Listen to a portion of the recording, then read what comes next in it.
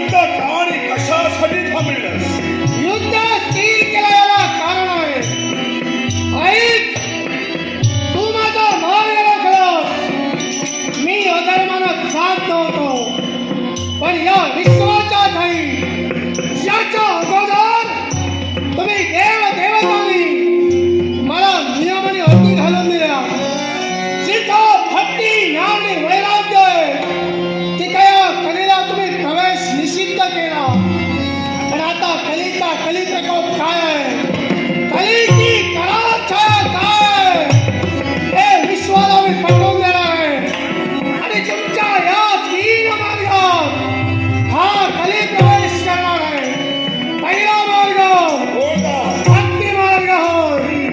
या विश्वाच्या ठाई याच्या अगोदर नवविधा प्रकारानं परमेश्वराची सात्विक भक्ती केली जात होती. पण याच्या पुढं माणूस भक्ती करेल, पण ती केवळ स्वतःचा स्वार्थ पूर्ण करण्यासाठी, केवळ माझं हित व्हावं, दुसऱ्याचं अनहित व्हावं म्हणूनच ही भक्ती या कलियुगाच्या काही मदत मानव करणार आहे. आणि याच भक्तीला अघोर भक्ती म्हणून संबोधलं जाईल. याच्या पुढचा मार्ग काय ते? म्हणजे ज्ञान होय.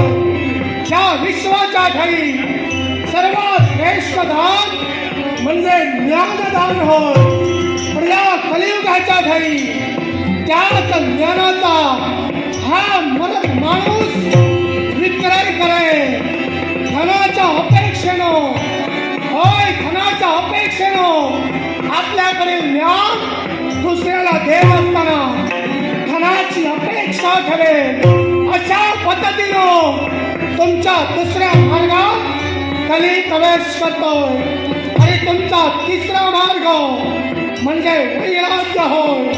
परमेश्वराशी एकरूप होण्याचा मार्ग म्हणजे वैराग्य. पण या कलियुगात वैरागी नव्हे, साधू नव्हे, फक्त बोंधू निर्माण होतील. आणि हेच बोंधू काय करतील माहितीये का, या मरत मानवात अंधश्रद्धा निर्माण करतील. एक गोष्ट लक्षात ठेवा, अशिक्षिताच्या अंधश्रद्धेपेक्षा सुशिक्षित माणसाची अंधश्रद्धा ही समाजाला जास्त घातक ठरते. आणि अशा सुशिक्षित माणसात या कलियुगात अंधश्रद्धा फोफावली जाईल. आणि याच अंधश्रद्धेमुळं भावाभावात कलह, घरात